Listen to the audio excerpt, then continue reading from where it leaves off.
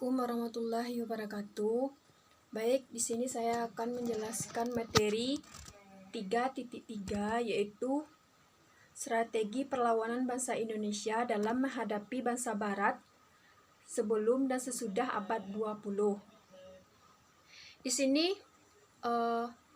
di belakang saya ada sebuah penjelasan yaitu yang telah ditempelkan di sebuah karton dengan media gambar, yaitu yang pertama yaitu adanya latar belakang datangnya Portugis dan Spanyol.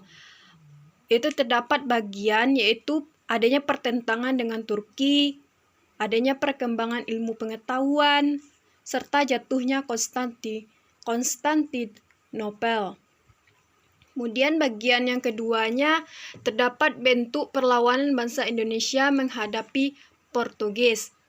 Itu terdapat bagian yaitu adanya perlawanan rakyat Tanah Rancong atau Aceh, kemudian adanya serangan Adipati Unus di Melaka, kemudian adanya perlawanan Fathahilah pada tahun 1527 sampai 1570. Kemudian adanya perlawanan rakyat Ternate. Selanjutnya, bagian yang ketiganya terdapat bentuk perlawanan bangsa Indonesia terhadap Spanyol, di mana di dalam bentuk perlawanan bangsa Indonesia terhadap Spanyol ini terdapat perlawanan, yaitu adanya perlawanan di Minahasa.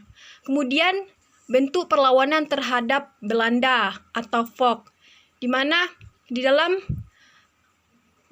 bentuk perlawanan terhadap Belanda ini terdapat beberapa perlawanan, yaitu perlawanan Sultan Nukusang ahli strategi perang atau perlawanan Sultan Agung, kemudian adanya perlawanan Banten, kemudian adanya perlawanan rakyat Makassar, kemudian adanya perlawanan Raden Masyad menghadap Volk.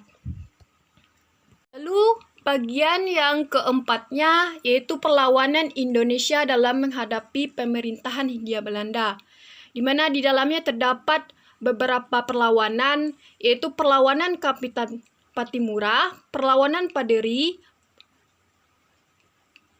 atau disebut adanya Perang Paderi, Perang Diponegoro, Perang Banjarmasin, Perang Puputan di Bali, Perang Sisingamangaraja, yang terakhir Perang Aceh.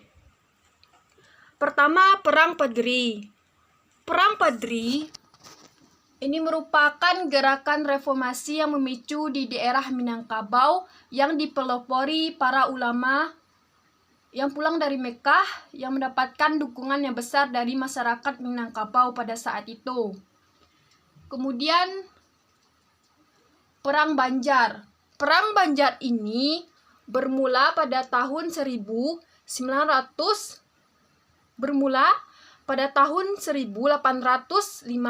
sampai 1905 yang muncul sejak kedatangan Belanda ke Tanah Banjar yang kemudian memonopoli perdagangan pelada dan bahkan ingin menguasai kerajaan Banjar dengan politik David et Impera. Dan bagian dari Perang Diponegoro.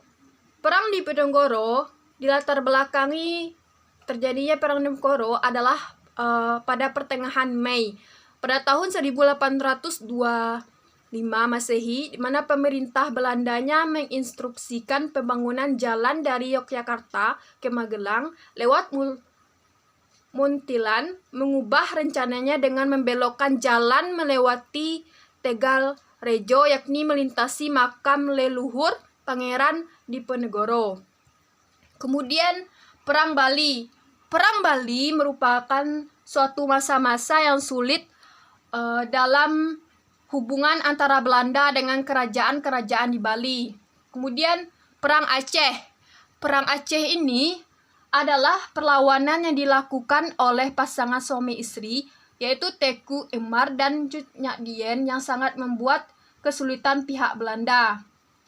Dan bagian yang terakhir yaitu strategi perlawanan bangsa Indonesia melawan bangsa Barat sesudah abad 20, di mana Di dalamnya itu terdapat yaitu penjelasan yaitu sesudah abad 20 ini bangsa Indonesia telah melakukan perlawanan terhadap bangsa Barat, di mana ia tidak lagi dengan memakai senjata tetapi dengan para cendekiawan-cendekiawannya, di mana Budi Utomonya adalah salah satu contoh perlawanan bangsa Indonesia dalam menghadapi bangsa Barat, di mana di dalam strategi perlawanan bangsa Indonesia ini melawan bangsa Barat sesudah abad 20 ini terdapat bagian penjelasan di mana yaitu sebelum abad ke-20 gagasan tentang negara Kesatuan Republik Indonesia belum berkembang. Perlawanan tidak terorganisir dengan baik. Kemudian perlawanan dipimpin oleh tokoh masyarakat yang karismatik dan disegani oleh masyarakat, serta perlawanan lebih mementingkan perjuangan fisik. Dan terakhir, masyarakatnya berjuang bukan untuk Indonesia merdeka, tetapi bagaimana cara untuk mengusir penjajah dari daerahnya masing-masing. Dan materi dari saya ucapkan terima kasih. Assalamualaikum warahmatullahi wabarakatuh.